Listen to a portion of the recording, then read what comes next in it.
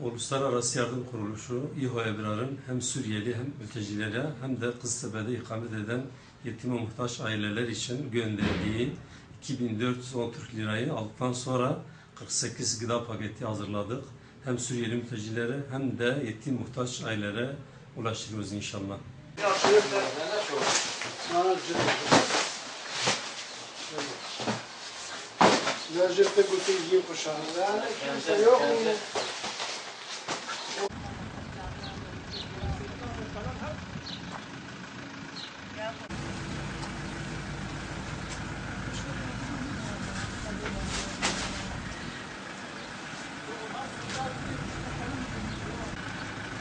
Hocam Bey.